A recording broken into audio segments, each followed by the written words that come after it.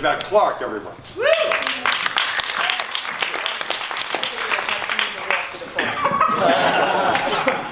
Alright. Yeah. Nice too. Aren't they?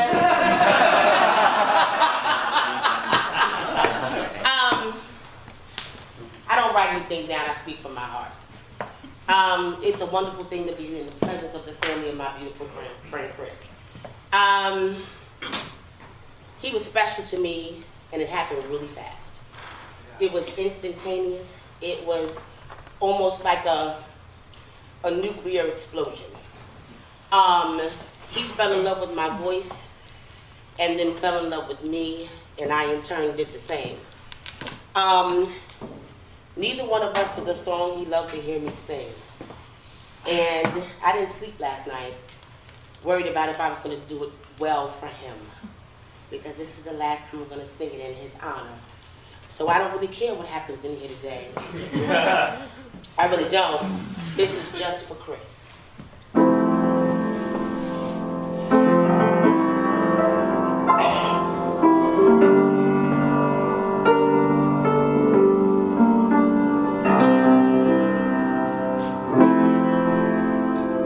It's sad to think we're not gonna make it.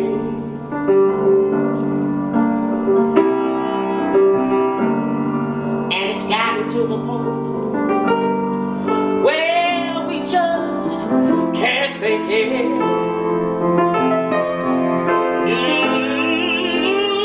For some ungodly reason, we just won't let it die. I guess neither one of us wants to be the first to say goodbye. I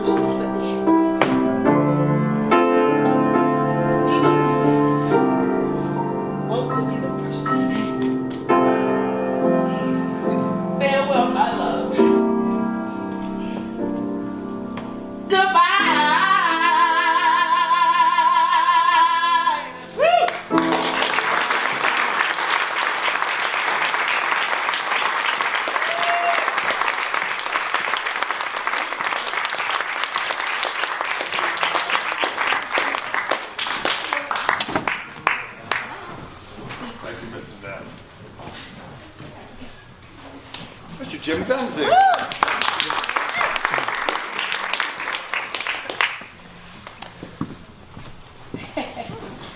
I was walking down 42nd Street. Yeah. I wasn't working 42nd Street, I was walking 42nd Street. Anyway, the most amazing thing happened. It was hot, it was July, one of those really hot New York City summer days. And I was walking east, and this humongous person was walking west. And she had this big blue house dress on, peppered all over with little white daisies, and she was bald, almost bald. But on top of her head, right here on her forehead, she had a fried egg. It really was like the most unusual thing I've ever seen, especially because in New York City, the ladies with the fried eggs on their head generally don't come out the whole September, October. So there she was, this lady, with this big demented lady with a little fried egg on her head in the middle of July. And I have to tell you something, every day I think of her, and I say to myself, oh dear God, please don't let me wake up tomorrow morning and want to put a fried egg on my head. And then I say real fast, I say, oh dear God, if by some chance I do wake up tomorrow morning and want to put a fried egg on my head, oh, don't let anyone notice. And dear God, if they do notice, and they notice that I'm carrying around something that's just a little different, you know, and not quite right, and they want to talk about it, fine, let them talk about it, okay? But don't let them talk about it to where I can hear it, you know, because I don't want to hear it.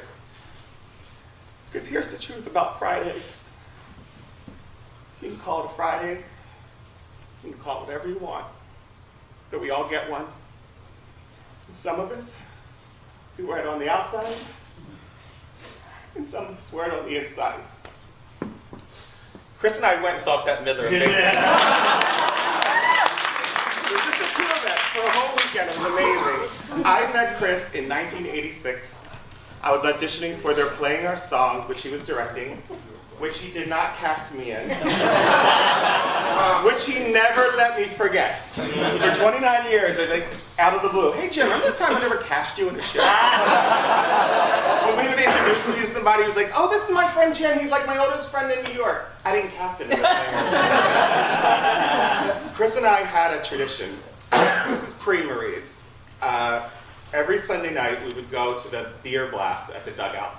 Oh, the beer blast. And then we go from there to Ties. And one night, Chris and I were there, and he's like, oh, Mary, I gotta take this place called Marie's Crisis. I haven't been there such a long time, but you have to see it, it's so amazing. I'm like, all right, fine, I'm game. We go up to Marie's Crisis. We walk in. He comes alive. He's a whole new person. He's so excited. And he's looking at these regulars like they're celebrities. He's telling me their background, and he's like, oh, my, that's Todd, that's Chad and Tommy. They're a couple, and they sing Dream Girl songs in the key of Jennifer Holliday. It's amazing. Oh, and that's Dan Daly. Dan Daly comes all the way up from Florida to play the piano with him. And that's Maggie. Maggie, she's the queen bee. He's like, if we're in with Maggie, then we're in. So we went every Sunday, month after month, and we sit under that window in the front. And one time Maggie came over and she bought us a round of drinks. What? She didn't charge us.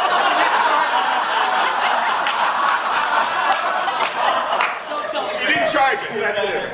And Chris, you thought Chris would have won, he won the lottery. He was like, oh my God, Maggie bought us a round of drinks. You know what that means? It means we're in, we're finally part of the Marie's Crisis family. He was so excited to be taken in by this group. And I remember the first song he sang when, believe it or not, it was a Billy Joel song. And it was You're My Own. And that was the first song I heard him sing at Marie's Crisis.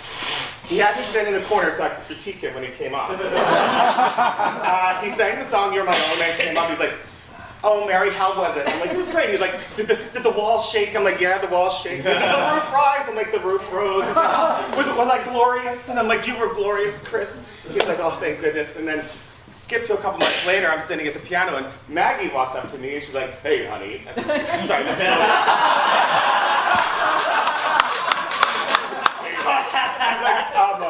I don't know if you're looking for a job, but if you want to work here on Monday nights. And I was like, oh, sure. Chris was so pissed. She hired you? You're a performer, you're not even a singer. singer, I have this glorious voice. You never even got that role and they're playing our song. And of course that, you passed it. But skip to a couple months later, he did get hired at Marie's. The two of us worked side by side for 7 years at Marie's. And he was a mentor and he was a brother. And I think back at that song, that You're My Own, because there's a lyric in it. And it says, well, I've never had a place to call my own. Well, that's okay, because you're my home. And I realized that Chris found his happiness at Marie's. And it's not because of the bar, it's because of you guys. Yeah. And I know if he was here today, he would say thank you for being my home, which you are.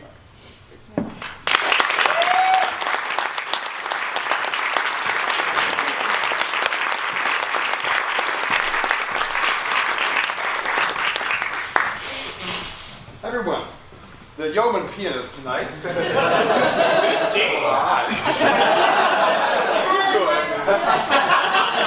Michael Telfer. Special music. I'm going to explain that. Okay. Try not to talk too much, because I'm special. How do I don't really write things off the cuff. I felt everybody go, Adam's going to talk when I walked up. I'm sorry. There was somebody who could talk Chris under a table. You get me drunk enough. And I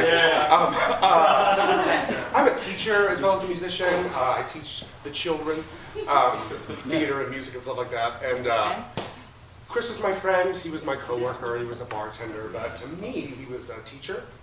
I think that was important to him. Passing on things he learned or things he made happen to a generation. Because he did a lot of things I was going to say he didn't brag about, but and then when he saw me working with young people, and then some of them I'd bring in the bar illegally, and she would bring her little boys in, and then they became legal, and they were, I felt I was passing something on that he passed on to me. Chris gave me a lot of cool things in life. He gave me music and a job. He's the reason I know Kenneth, which is great. We don't live together. Oh yeah, my name was Madam. Madam! Yeah.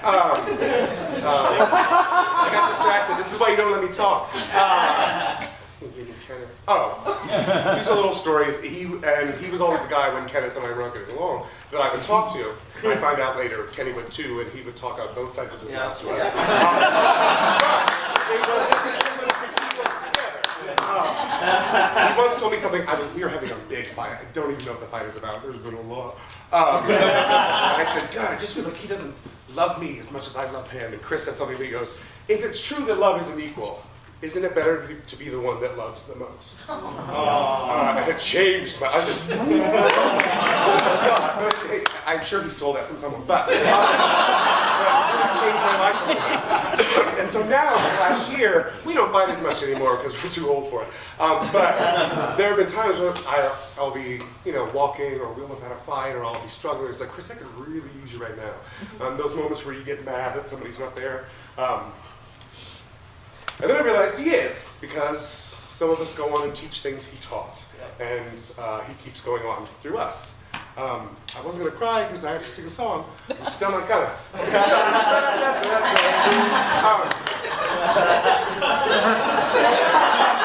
So the reason the program says special music is because I didn't know what I was going to sing. I was going to sing All the Things You Are, because that was the song he auditioned me on, and he was like, you don't know the verse?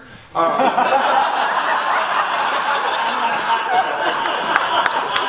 was going to sing a song I wrote called Up There, which some of you know.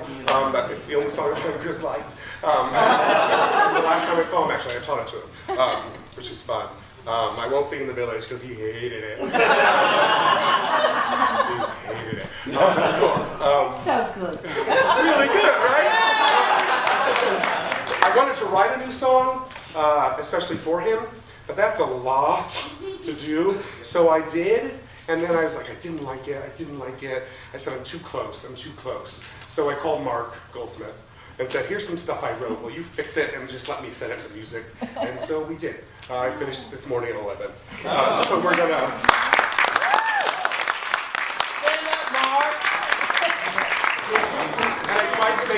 dramatic and David Friedman-y as I could. Some gay guy. So we'll see what happens. Oh, this is live. Yeah. How you doing? So we'll see what happens. I've never played it straight through because this morning Kenny was watching TV, so I just broke the bridge. No, I didn't want to bother him. Chris was singing.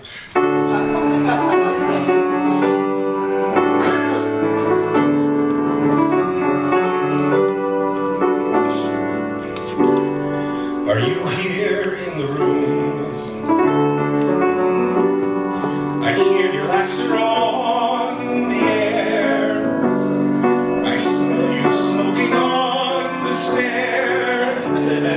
Though we know you are gone, you go on.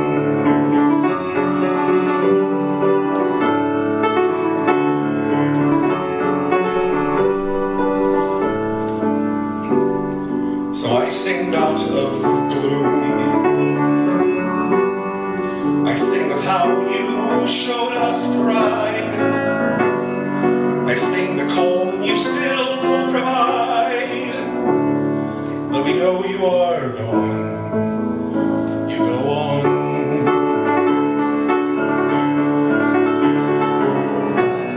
Every lesson you taught, every battle you fought, your sideways way of being kind, your theatrical fashion, your misfit compassion, are all legacies left behind.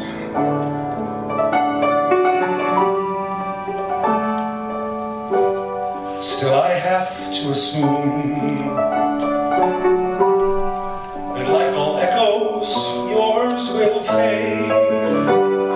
Your vibrant colors will be grayed, but in the moment of a city's squalid dawn,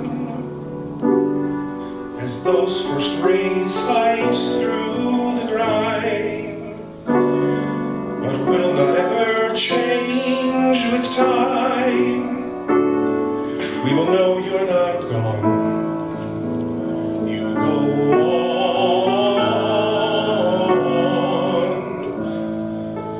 You go on.